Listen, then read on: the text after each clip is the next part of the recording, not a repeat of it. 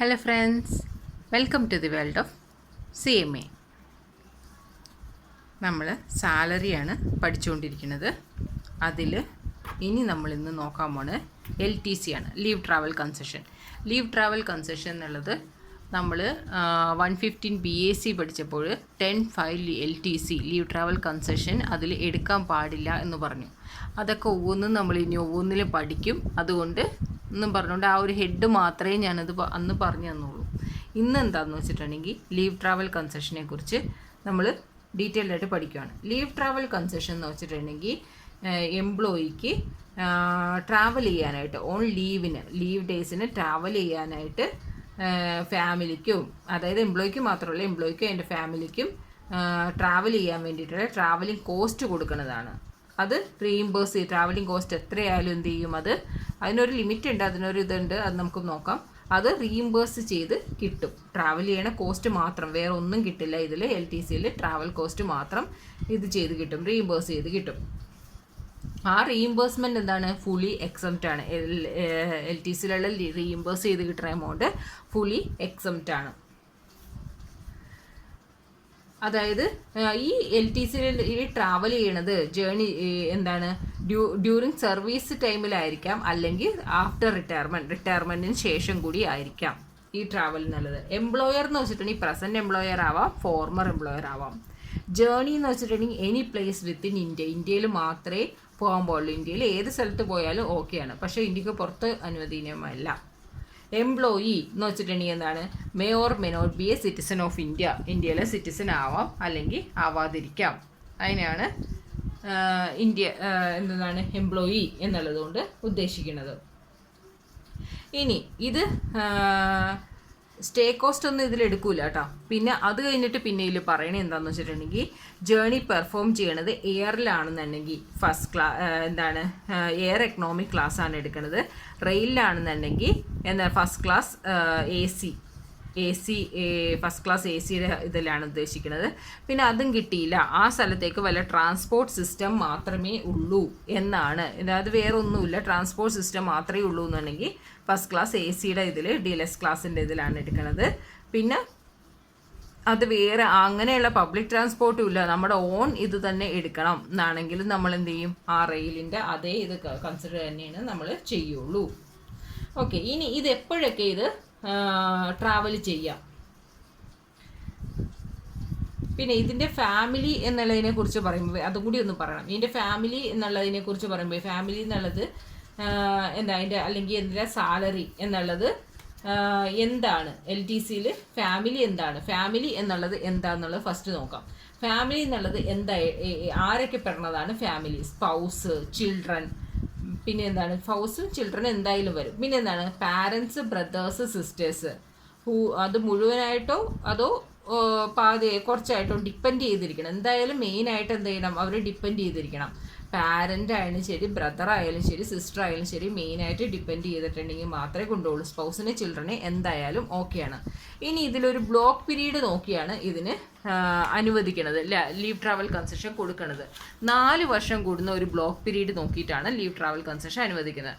ആ block period എന്ന് വെച്ചാൽ എന്താണ്, ബ്ലോക്ക് പീരീഡ് ശരിക്കും പറഞ്ഞിട്ടുണ്ടെങ്കിൽ ഒരു 4 വർഷം കൂടുമ്പോഴാണ് അത് സ്റ്റാർട്ട് ചെയ്തിരിക്കണം. 1 ജാനുവരി 1986 ഇരുന്നാണ് സ്റ്റാർട്ട് ചെയ്തേക്കണം. അതായത് ഫിനാൻഷ്യൽ ഇയർ അല്ല, കലണ്ടർ ഇയർ നോക്കിയിട്ടാണ് അത് സ്റ്റാർട്ട് ചെയ്തിരിക്കുന്നത്.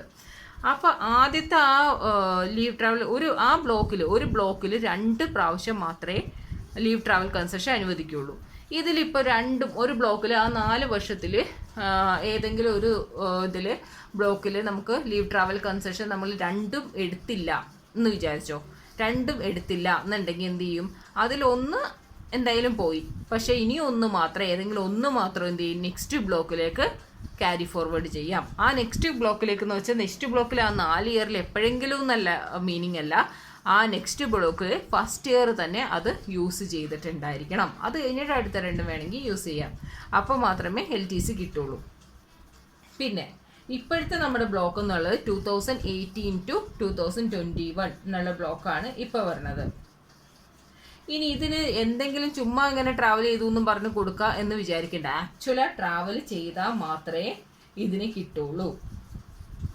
പിന്നെ ഫിക്സഡ് ട്രാവൽ അലവൻസ് ആണെന്നുണ്ടെങ്കിൽ അത് ഫുള്ളി ടാക്സബിൾ ആണ്. അത് രണ്ടും രണ്ടാണ്. ഓക്കെ, ഇനി ഇത് ചിൽഡ്രൻ എന്ന് പറയുന്നുണ്ട്. ചിൽഡ്രൻ എന്ന് പറയുമ്പോൾ ചിൽഡ്രൻ നമ്പർ ഓഫ് ചിൽഡ്രന് റെസ്ട്രിക്ഷൻ കൊടുത്തിട്ടുണ്ട്. അതായത് 39, 90, 98 മുന്നേ ആണെന്നുണ്ടെങ്കിൽ, അതായത് 39, 98 മുന്നേ ആണ് കുട്ടി ജനിച്ചതെന്നുണ്ടെങ്കിൽ എന്താണ്,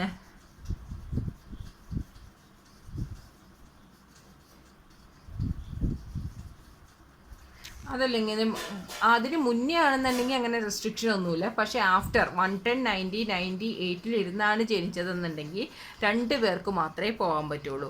ആ 2 പേരെന്നുള്ളതിൽ ട്വിൻസ് ആണെന്നുണ്ടെങ്കിൽ, ആ 2 പേരെന്നുള്ളത് ട്വിൻസ് ആണെന്നുണ്ടെങ്കിൽ അവർക്ക് മാത്രമേ പറ്റുള്ളൂ. എന്നാൽ ഫസ്റ്റ് ഒരു കുട്ടി ഉണ്ടായിട്ട് സെക്കൻഡ് കുട്ടി ട്വിൻസ് ആണെന്നുണ്ടെങ്കിൽ ആ 3 പേർക്കും കിട്ടും.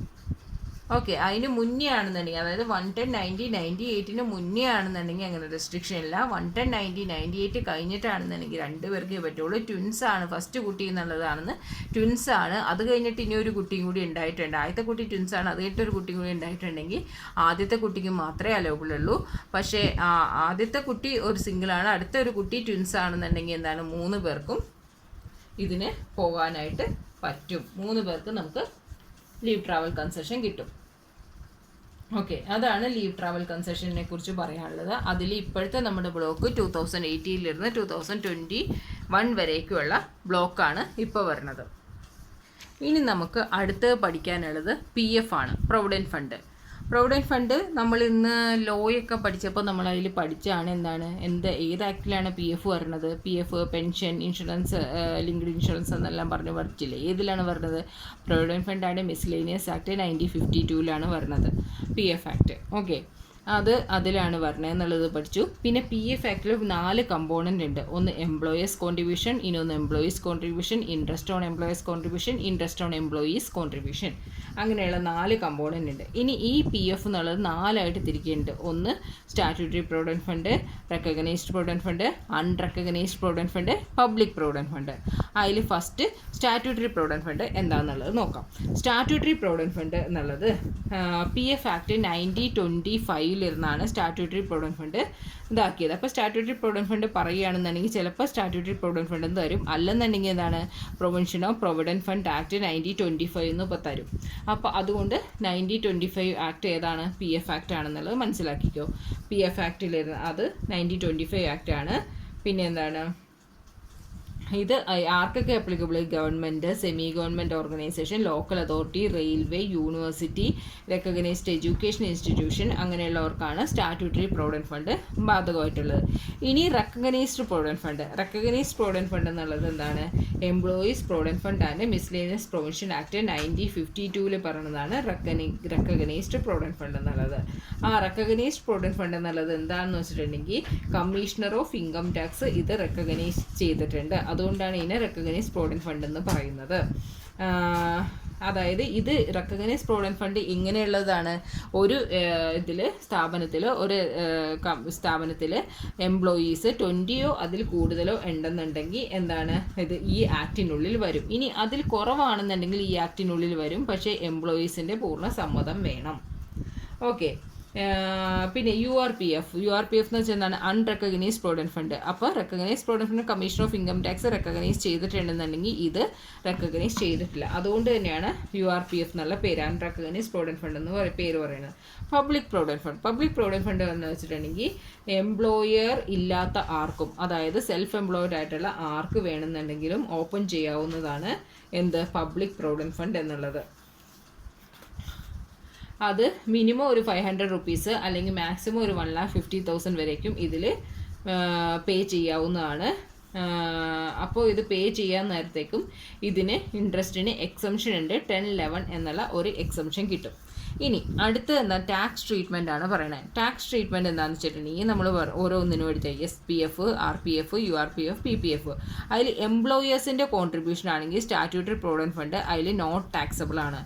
എംപ്ലോയേഴ്സ് കോൺട്രിബ്യൂഷൻ എന്ന് പറഞ്ഞ statutory provident fund. Employers contribution taxable ആവുന്ന കേസ് ഏതാണ്? റെക്കഗ്നൈസ്ഡ് പ്രൊവിഡൻറ്റ് ഫണ്ടിൻ്റെ കേസാണ്. അതിൽ 12% വരേക്കും ടാക്സബിൾ ആണ്. എക്സംപ്റ്റഡ് അപ് ടു 12% വരേക്കും എന്താണ്? എക്സംപ്റ്റഡ് ആണ്. അതിനെന്ത് ചെയ്യും? അതിന് മേലെ വന്നിട്ടുണ്ടെങ്കിൽ എന്താണ്? അതിന് മേലെ വന്നാൽ ടാക്സബിൾ ആണ്. സാലറി എന്ന് വെച്ചാൽ എന്താണ്? Basic DA commission as a percentage of turn over ആണ് സാലറി എന്ന് പറയുന്നത്. അപ്പോൾ എക്സംപ്റ്റഡ് അപ് ടു 12% ടാക്സബിൾ ആണ്. ബാക്കി എല്ലാത്തിനും നോൺ ടാക്സബിൾ ആണ്.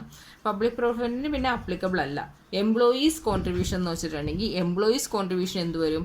ഈ RPF ആണെന്നുണ്ടെങ്കിൽ 80C ആയിട്ട് കിട്ടും, എല്ലാത്തിനും 80C ആയിട്ട് കിട്ടും. പക്ഷേ URPFന് 80C കിട്ടില്ല. ഇൻട്രസ്റ്റ് ആണെന്നുണ്ടെങ്കിൽ അതിൽ പബ്ലിക് പ്രൊവിഡൻറ്റ് ഫണ്ടിനും ഇത് കിട്ടി. ഇൻട്രസ്റ്റ് ആണെന്നുണ്ടെങ്കിൽ RPFന് എംപ്ലോയേഴ്സ് കോൺട്രിബ്യൂഷൻ 12% ആണ്. അതിന് ഇൻട്രസ്റ്റ് എന്തായിരിക്കും? 9.5% വരേക്കും എക്സംപ്റ്റ് ആണ്. ഇൻട്രസ്റ്റ് റേറ്റ് ആണ് 9.5% എന്നുള്ളത്. And excess interest will be taxable ആയിരിക്കുള്ളൂ. ബാലൻസ് എല്ലാത്തിനും നോൺ ടാക്സബിൾ ആണ്. ലംസമായിട്ട് വിഡ്രോ ചെയ്തിട്ടുണ്ടെങ്കിൽ SPFനും RPFനും നോട്ട് ടാക്സബിൾ ആണ്. ഓക്കെ, അപ്പോൾ എംപ്ലോയേഴ്സ് കോൺട്രിബ്യൂഷൻ എന്നുള്ളത് എന്താണ്? എംപ്ലോയേഴ്സ് കോൺട്രിബ്യൂഷൻ എല്ലാത്തിനും നോൺ ടാക്സബിൾ ആണ്. അത് RPFന് മാത്രം 12% വരേക്കും മാത്രമേ നോൺ എക്സംപ്റ്റഡ് ഉള്ളൂ. Basic DA plus commission as a percentage turnover ആണ് സാലറി എന്ന് പറയുന്നത്. പിന്നെ എംപ്ലോയീസ് കോൺട്രിബ്യൂഷൻ ആണെന്നുണ്ടെങ്കിൽ 80C ആണ് എല്ലാത്തിനും കിട്ടുള്ളൂ, URPFന് കിട്ടില്ല. ഇൻട്രസ്റ്റ് ആണെന്നുണ്ടെങ്കിൽ ഇൻട്രസ്റ്റ് 9.5% വരേക്കും എക്സംപ്റ്റഡ് ആണ്. എന്തിന്? RPFന്. ലംസ എമൗണ്ട് വിഡ്രോവൽ ആണെന്നുണ്ടെങ്കിൽ നോൺ ടാക്സബിൾ ആണ്. ഇനി ലംസ എമൗണ്ട് വിഡ്രോവൽ ഓഫ് URPF എന്നാണ് നമ്മൾ ലംസ എമൗണ്ട് ആയിട്ട് വിഡ്രോ ചെയ്യണമെന്ന് വെച്ചോ. URPF അൺറെക്കഗ്നൈസ്ഡ് പ്രൊവിഡൻറ്റ് ഫണ്ടിൽ നിന്നാണ് നമ്മൾ ലംസ എമൗണ്ട് വിഡ്രോ ചെയ്യണമെന്നുണ്ടെങ്കിൽ ഒരു കണ്ടീഷൻ ഉണ്ട്. എന്താണെന്ന് വെച്ചിട്ടുണ്ടെങ്കിൽ അക്യൂമുലേറ്റഡ് എംപ്ലോയേഴ്സ് കോൺട്രിബ്യൂഷൻ എന്താവും? അത് ഫുള്ളി ടാക്സബിൾ സാലറി എന്ന് പറയും. എംപ്ലോയീസിൻ്റെ കോൺട്രിബ്യൂഷൻ ആയിട്ട് സാലറി എന്ന് പറയും. ഇനി എംപ്ലോയീസിൻ്റെ കോൺട്രിബ്യൂഷൻ ആണെങ്കിൽ എന്ത് പറയും? എംപ്ലോയീസിൻ്റെ കോൺട്രിബ്യൂഷൻ ആണെന്നുണ്ടെങ്കിൽ അത് നോൺ ടാക്സബിൾ ആണ്. ഇനി ഇൻട്രസ്റ്റ് ഓൺ എംപ്ലോയേഴ്സ് കോൺട്രിബ്യൂഷൻ ആണെന്നുണ്ടെങ്കിൽ എന്തായിരിക്കും? ഫുള്ളി ടാക്സബിൾ സാലറി ആയിട്ടും. ഇൻട്രസ്റ്റ് ഓൺ എംപ്ലോയീസ് കോൺട്രിബ്യൂഷൻ ആണെങ്കിൽ അതർ സോഴ്സസ് ആയിട്ട് എടുക്കും. അപ്പോൾ എംപ്ലോയേഴ്സ് കോൺട്രിബ്യൂഷൻ ആണെന്നുണ്ടെങ്കിൽ സാലറി ആയിട്ട് വരും. ഇൻട്രസ്റ്റ് ഓൺ എംപ്ലോയേഴ്സ് കോൺട്രിബ്യൂഷൻ ആണെങ്കിൽ സാലറി ആയിട്ട് വരും. ഇൻട്രസ്റ്റ് ഓൺ എംപ്ലോയീസ് കോൺട്രിബ്യൂഷൻ ആണെന്നുണ്ടെങ്കിൽ അതർ ഇൻകം ആയിട്ട് വരും. എംപ്ലോയീസ് കോൺട്രിബ്യൂഷൻ നോൺ ടാക്സബിൾ ആണ്. അത് URPFൻ്റെ കേസസിൽ. ഇനി ലംസ എമൗണ്ട് RPFൽ ഇരുന്നാണ് വിഡ്രോ ചെയ്യണമെങ്കിൽ അത് എങ്ങനെയാണ്? നോട്ട് ടാക്സബിൾ ആണ്. അത് RPFൽ ഇരുന്നാണെങ്കിൽ നോൺ ടാക്സബിൾ ആണ്. ഏത് കണ്ടീഷൻ ഉണ്ട്? കണ്ടീഷൻ എന്താണെന്ന് വെച്ചിട്ടുണ്ടെങ്കിൽ എന്താണ്? ജോബ് നമ്മൾ കണ്ടിന്യൂസ് സർവീസായിട്ട് ജോബ് നോക്കണം. 5 years ജോബ് കണ്ടിന്യൂസ് സർവീസ് ഉണ്ടായിരിക്കണം. പക്ഷേ അത് എംപ്ലോയി റിസൈൻ ചെയ്യുന്നുണ്ട് ബിഫോർ 5 yearsനാണെന്നുണ്ടെങ്കിൽ എന്താണ്? അതിൽ വേറെ ഒരു, അതായത് ഈ ഒരു ജോബ് റിസൈൻ ചെയ്തിട്ട് വേറൊരു ജോബിലേക്ക് മാറ്റുകയാണ്. അപ്പോൾ ഈ ജോബിൽ നിന്നുള്ള RPF എമൗണ്ട് വേറൊരു അക്കൗണ്ടിലേക്ക് ട്രാൻസ്ഫർ ചെയ്യുകയാണ്. അത് കണ്ടിന്യൂ ചെയ്ത് പോവുകയാണെന്നുണ്ടെങ്കിൽ പ്രോബ്ലം ഇല്ല. പക്ഷേ എന്ത് ചെയ്യണം?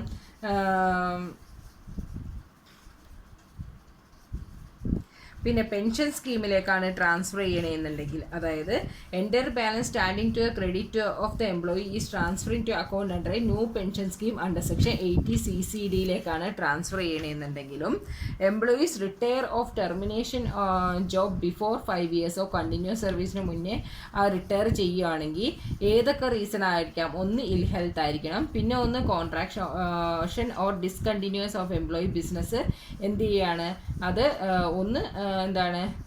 അത് ഡിസ്കണ്ടിന്യൂ ചെയ്യുകയാണ്. എംപ്ലോയറുടെ ബിസിനസ് ഡിസ്കണ്ടിന്യൂ ചെയ്യുകയാണ്. അല്ലെങ്കിൽ ഇല്ല, എന്തെങ്കിലും ഇല്ല ഹെൽത്താണ്. അങ്ങനെയുള്ള രണ്ടും അല്ലാണ്ട് എംപ്ലോയിയുടെ എംപ്ലോയിയുടെ കൺട്രോളിലല്ലാത്ത ഏതെങ്കിലും ഒരു റീസൺ കാരണമാണെന്നുണ്ടെങ്കിൽ ഓക്കെയാണ്. അല്ലെന്നുണ്ടെങ്കിൽ 5 years കണ്ടിന്യൂ ചെയ്തിരിക്കണം. അത് എന്ത് ചെയ്യണം? വേറൊരു ഇതിലാണെങ്കിൽ വേറൊരു RPF അക്കൗണ്ടിലേക്ക് ട്രാൻസ്ഫർ ചെയ്തിരിക്കണം. അങ്ങനെ മാത്രമേ എന്താവുള്ളൂ? എക്സംപ്റ്റ് ആവുള്ളൂ. അപ്പോൾ അങ്ങനെയാണെന്നുണ്ടെങ്കിൽ സ്റ്റാറ്റ്യൂട്ടറി പ്രൊവിഡൻറ്റ് ഫണ്ട് ആയിക്കോട്ടെ, പബ്ലിക് പ്രൊവിഡൻറ്റ് ഫണ്ട് ആയിക്കോട്ടെ 10(11) അനുസരിച്ച് എക്സംപ്റ്റ് ആണ്. ഇനി RPF ആണെന്നുണ്ടെങ്കിൽ വിഡ്രോ ചെയ്യുന്നതാണെന്നുണ്ടെങ്കിൽ 10(12) അനുസരിച്ച് എക്സംപ്റ്റ് ആണ്. അപ്പോൾ സ്റ്റാറ്റ്യൂട്ടറി പ്രൊവിഡൻറ്റ് ഫണ്ട് ആയിക്കോട്ടെ, പബ്ലിക് പ്രൊവിഡൻറ്റ് ഫണ്ട് ആയിക്കോട്ടെ 10(11) അനുസരിച്ച്. RPF ആണെങ്കിൽ 10(12) അനുസരിച്ച്. RPFലുള്ളത് എന്താണെന്നുള്ളത് RPFലുള്ളതാണ് നമ്മളിപ്പോൾ പഠിച്ചത് അല്ലേ? ഇനി നമുക്ക് ഒരു പ്രോബ്ലം നോക്കാം. Illustration 32. X has the following salary structure. Basic pay 10,000 per month, DA 1,000 per month, commission fixed ആണ്. 2000. ഇത് പി എഫിന് ഫിക്സ്ഡ് എടുക്കില്ല, പെർസെൻറ്റേജ് ഓഫ് ടേൺ ഓവർ ആണ് എടുക്കുന്നത്.